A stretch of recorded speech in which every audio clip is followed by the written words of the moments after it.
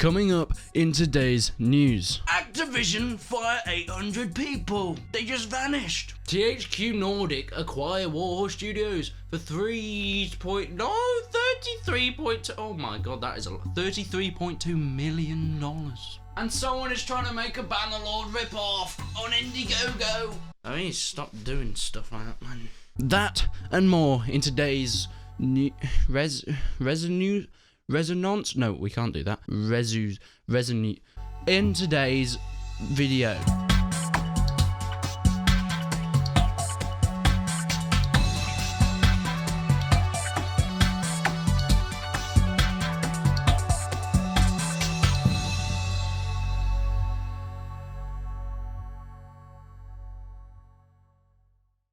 First off, THQ Nordic managed to acquire Warhorse Studios for $33.2 million.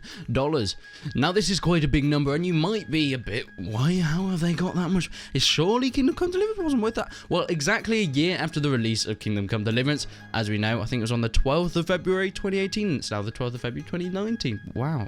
Didn't seem that long ago. But THQ Nordic has bought out Warhorse Studios for $33.2 million. They've stated that Warhorse Studios has actually managed to get $42 million from their game since its release, which is quite impressive. They managed to sell 2 million copies across all the platforms, which I would say for a debut release is incredible. And we all know what I think about that game, but I'm not going to go on another video and just watch that video there. I like that game. It's a bit... This is great though. This means the potential for Warhorse Studios is just pushed further. This can push the team and give them the resources to really complete their ambitions. We do know that a lot of the time when a company releases a successful first game, the second one can sometimes be a bit too ambitious, trying to one-up their first game, and not having the resources means that they're not able to do this, but hopefully this time this should be possible. Now this is not me saying that there's a second Kingdom Come Deliverance game confirmed. Just gonna hold my arms up to that, but I would like there to be just a little bit, and there's been some hints and leaks, so it doesn't even matter if it's another Kingdom Come Deliverance game. Whatever project Warhorse Studios decides to do from now on will be supported by a bigger company, meaning they have more resources to do it. Of course, there's always that issue. Hopefully THQ Nordic are more hands-off publisher, which means that they won't control so much of what is being released by Kingdom Come Deliverance to Warhorse Studios, because that can sometimes limit the game and completely change it to what we first expected, and that's never a good idea. But you might be thinking, wait, I thought Kingdom Come Deliverance was published by Deep Silver. They've just been acquired. They own... Well, Nordic own Deep Silver?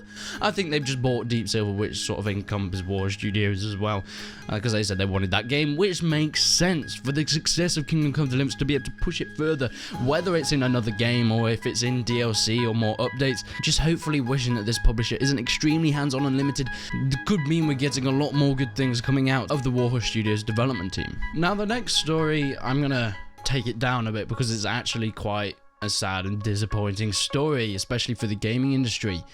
And this is talking about Activision Blizzard. Now, you might have heard that they've gone on to fire a lot of people.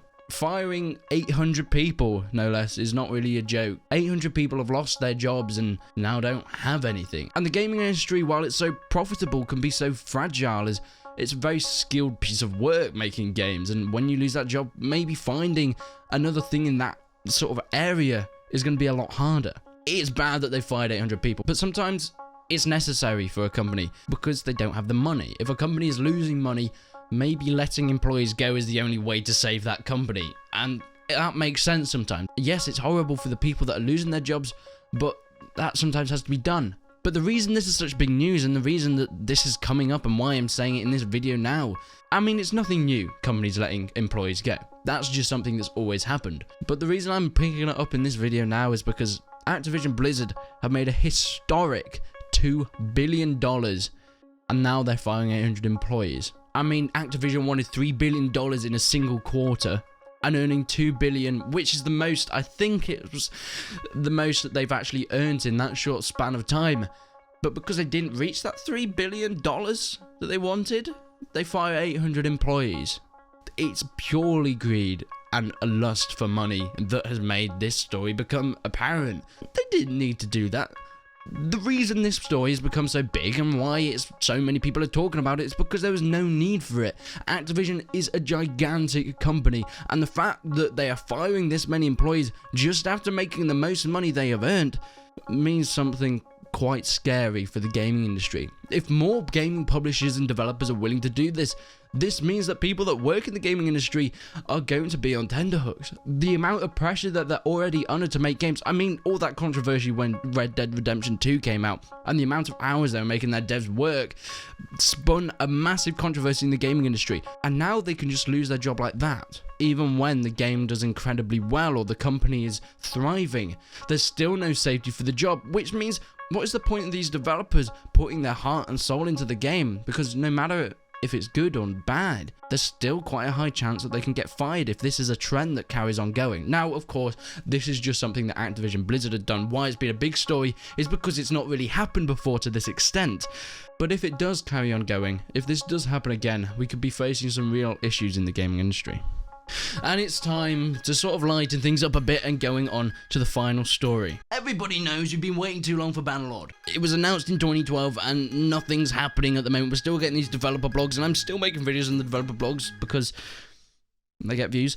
Now, I might quickly add, talking about developer blogs, there'll be a video that's probably already gone up. And there's a video that's probably already gone up yesterday about leaked Bannerlord screenshots and concept art, which is quite an interesting video. I'd go and watch that if I were you. But this is about a game called Horse and Sword, an alternative game to Bannerlord. Now, I think this is a complete troll and a joke. I mean, it even states it on the Indiegogo campaign, but I think it is quite funny, so I thought I'd bring it to you in this bit of a news segment anyway. Please don't go and put your money towards this. Just take this as a pinch of salt. No one put your money towards this. 1, this game probably will never exist. 2, we don't need this game. And 3, the guy will probably just run off with your money. He's probably doing it as a joke anyway. But let's get straight into it. Horse and Sword, an alternative game to Mount & Blade 2 Bannerlord. And his little description is, this game is a replica of Mount & Blade 2 Bannerlord.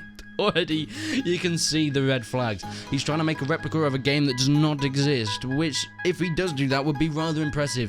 But I'm not completely sure if that's possible at this moment. The overview, an indie-made alternative for Terrorwars Mount & Blade Bannerlord. This game has more troll elements inside.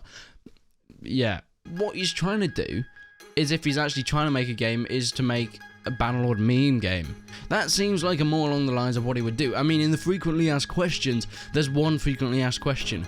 Do you hate Tale Worlds? With a quick answer. Yeah.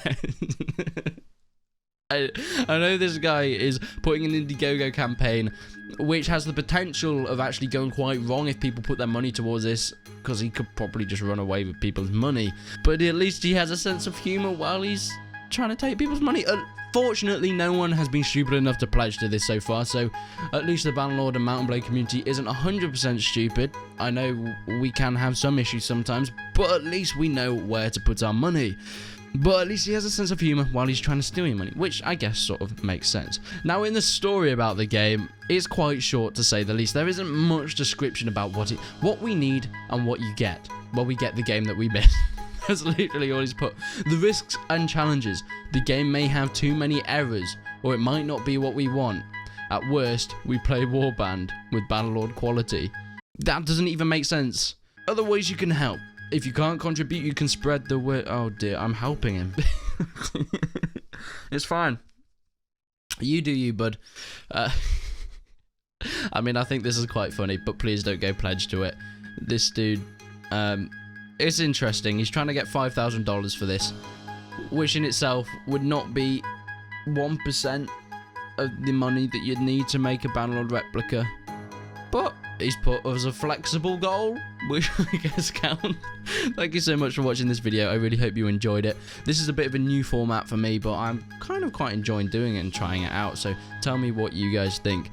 Please don't go and pledge money to this. That would be very, very stupid. But go and have a chuckle at it. At least you'll get some entertainment out of it. Thank you so much for watching. And until then, I will see you in the next one.